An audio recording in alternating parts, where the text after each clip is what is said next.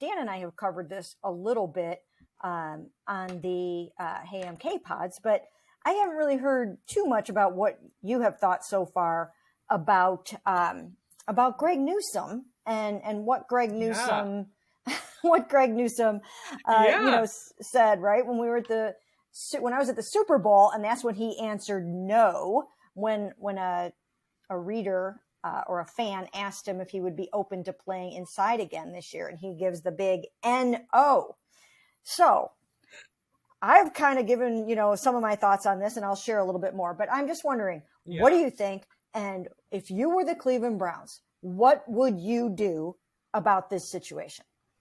I feel like, knowing the Browns, they are probably wishing that Greg would just log off of Twitter for a little bit, because not to relitigate the whole thing, but very briefly, if people aren't familiar or you don't have Twitter to know what Greg's been doing, like Mary Kay said, he tweeted no when a fan flat out asked him if he'd be willing to play inside in the slot corner spot again. He retweeted Perry on Winfrey, who tweeted like a GIF meme in response to that said, hell no. So he had to chime in. Maybe not the best guy also to be on his Twitter. I'm curious how the Browns think about that. And then today, right before we got on to record this, I know I texted you, not inciting anything really with his specific role, but somebody tweeted about the Browns needing a receiving running back that can do it all. And Greg chimed in and tweeted Demetric Felton, and that was all he said. So I am really curious, because I don't know what the end game is here for him. If he would be mad enough by this to ask for a trade. I feel like the Browns wouldn't really fly with them, knowing how they've handled these kind of things in the past with players disgruntled. They spent a lot on Greg in terms of draft capital. He was their first round pick. So I don't know, especially with Jim Schwartz, and knowing how Jim Schwartz is, that this is going over well in that building, in this outward expression of, well, I'm not doing something. Because I think from Jim Schwartz, everything we know about him, his perspective would be, as players, you should be doing anything we ask you to if we think it's going to give us a better chance to win. So I do think it's really interesting for him to kind of be popping off, so to speak, on social media right after a new coordinator gets hired. I mean, I wonder if that's part of it, if he's really digging his heels in now, so that when they get to the offseason program, when they get to camp, he can say, hey, I've made my feelings known about this. And I don't blame Greg for being disgruntled if he does feel like, hey, I can't be as productive in the slot. I'm an outside corner.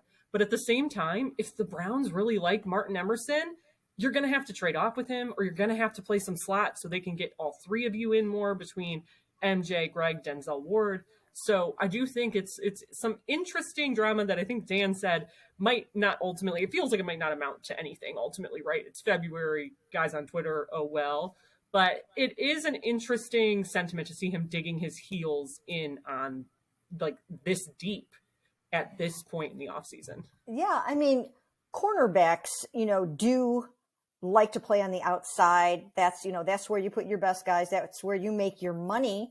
And the reason why, of course, Greg is having an issue with this is, it could potentially cost him Pro Bowls. It could cost him millions of dollars. I mean, you can see where he's coming from the standpoint of, he probably feels like his career is on the line, his reputation is on the line, his money is on the line, and everything about him is tied up in this decision to play nickel cornerback. And he doesn't want to be pigeonholed as a nickel cornerback. That's not what he wants. He believes he's an outside corner, and that's what he wants to do. Now, having said that, I really don't think he's going to have much choice in the matter. I think that as you mentioned, they spent a lot of draft capital on him. He was Andrew Berry's second first round pick. He was, a high first round pick, and or high enough. And they feel strongly about having the stable of cornerbacks that they do. And I just don't think that they're going to be willing to part with any of them right now. And they're going to have to find a way to make it work. And one of the ways they might have to make it work